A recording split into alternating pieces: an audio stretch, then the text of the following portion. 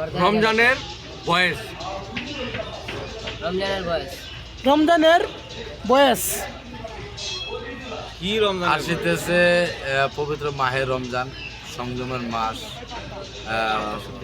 আত্মশুদ্ধির মাস। আমরা যে যাই কিছু করি না কেন, সামনে রমজান আসতেছে, আমরা সবাই চেষ্টা করবো অন্তত আমরা একজন মুসলিম হিসাবে, একজন মুসলমান হিসাবে 30টা রোজা রাখার জন্য, মানুষের ভালো আচরণ করার জন্য। বিশেষ করে বাংলাদেশের দ্রব্যমূল্যের ঊর্ধ্বগতিতে অবশ্যই যারা ব্যবসায়ী আছে, যদি তাদের চোখে ভিড়টা পড়ে, আপনারা অবশ্যই রমজান মাসটা অন্তত ছাড় দিয়ে একটু ব্যবসা বাণিজ্য কম করে অন্তত মানুষ যেন তার ক্রয় ক্ষমতার মধ্যে থাকে, নিত্যপণ্য জিনিসগুলো, এগুলো থেকে অবশ্যই একটু আপনারা দৃষ্টি রাখবেন। তো আশা করি ভালো লাগবে ভিডিও, যদি যার চোখের সামনে যায় ভালো লাগবে, ভিডিও শেয়ার করবেন। এই মেসেজটা প্রত্যেকটা মুসলিম উম্মার জন্য। আর আরেকটা বিষয় হচ্ছে, শুধু রমজান মাস উপলক্ষ করেই যে জিনিসপত্র ঊর্ধ্বগতিটা একটু কমাবেন সেটা না, পারলে এটা পুরো বছর করার চেষ্টা করবেন। আপনারা ওই যে রমজান মাস আসলে বা কোনো দিবস আসলে একদিনের জন্য যে বাঙালি হয়েছেন এই জিনিসটা করেন না। হ্যাঁ, সেটা হচ্ছে আমার ব্যক্তিগতভাবে বলবো যে আমরা 16ই ডিসেম্বর পালন করি, 21শে ফেব্রুয়ারি পালন করি, বা 26শে মার্চ পালন করি। যখন যেটা আসে সেটা পালন করি, কিন্তু একদিনের জন্য বাঙালি হয়েছে, একদিনের জন্য বাঙালি হয়েন না।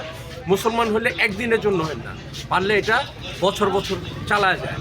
কারণ দেখা গেছে যে আমরা 1 মাস রোজা রাখবো, কেউ ভাঙে, কেউ আড়ালে রাখে, হ্যাঁ, কেউ প্রকাশ্যে রাখে, দেখা যাচ্ছে 10টা রাখা 15টা রাখছি। এই ধরনের মিথ্যা এগুলি সব বাদ দিতে হবে। রমজান মাসটাকে সুন্দরভাবে পালন করতে হবে সবাইকে নিয়ে, সকল মুসলিমকে নিয়ে, এবং আশেপাশে যে মানুষজন আছে তাদেরকে নিয়েও পালন করতে হবে।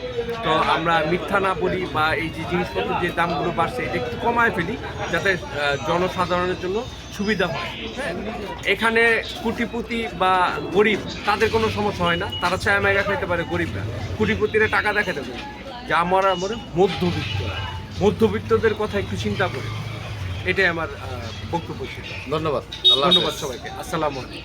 আর আমরা খুব চেষ্টা করব গরিব মিসকিনরা সহযোগিতা করার জন্য, তাদের ইফতারি সঠিক মতন দেওয়ার জন্য, আর দান সদগা করার জন্য। ভালো থাকেন, সুস্থ থাকেন। সামনে রোজার পরে ঈদ মুবারক।